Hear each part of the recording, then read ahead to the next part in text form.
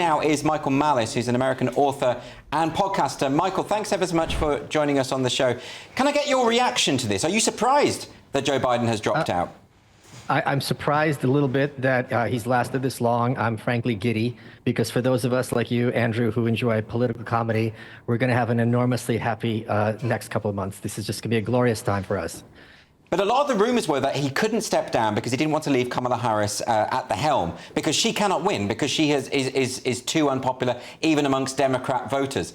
Do you think there's anything to that? And do you think there's anything that the Democrats can actually do at this point to stand a chance in the election? Well, maybe have another rally for Trump like they did in Pennsylvania, but do it right this time. I mean, that would be their biggest shot. She is so unpopular and unliked, even within Democratic circles, that she didn't even make the primaries in 2020. She crashed and burned completely. She's never been successful at anything. And the thing that people in the UK need to appreciate about Kamala Harris, I'll put in terms you guys can understand, it's as if the Democrats are trying to annoy DIANE ABBOTT as the head of the party. And yes, in many ways, much of the abuse is racist and unacceptable and cross the line. But at the end of the day, this is still a simpleton who you wouldn't want to have making change for you at Tesco. So she laughs constantly at nothing, like someone who has some kind of mental problem. Look, there's right there. She's just cracking herself up. She is completely toxin word salad, things that make no sense. And here's the big key with politics.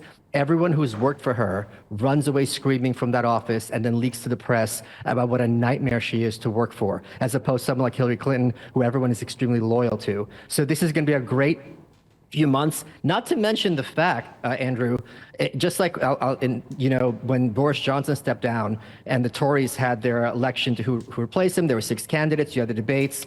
Liz Truss won out. She gets in as PM, has her, from my perspective, moderate plan. She gets driven out of office, and they're like, screw this, we're going to put in Rishi. We saw how that worked out for the Tories, including Liz Truss recently losing her own seat. The idea they're just going to replace Biden with someone who's never run in a single primary and have it end well for them is bonkers. But it's interesting. I mean, you obviously don't think that Kamala Harris is an effective candidate, to put it mildly. But a lot of her supporters say that she has done it very well. She has faced racist abuse, as you yourself have pointed out. And also she will appeal to the female vote. And that's something that the Democrats really need to do at this point.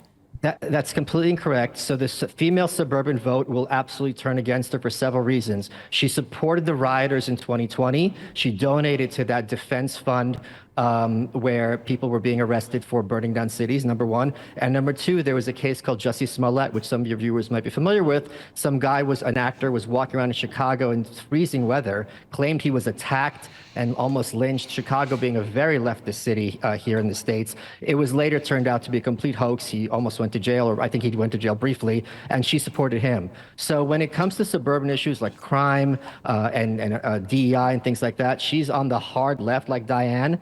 And suburban women, who are a big deciding vote in our elections, are going to turn against her overwhelmingly. Again, she did not win with any single group when she ran for president in 2020. She's radioactive.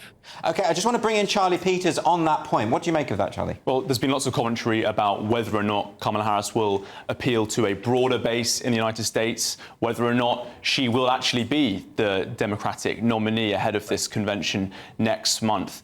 Many of the people who would be challenging her are coming out and saying that they will support her. On this point on whether or not she appeals to a wide enough base in the United States, other analysts pointing out in the last hour that Trump's pick for his VP, J.D. Vance, might now look somewhat foolish because he's picked a sort of all-Trumpian ticket there.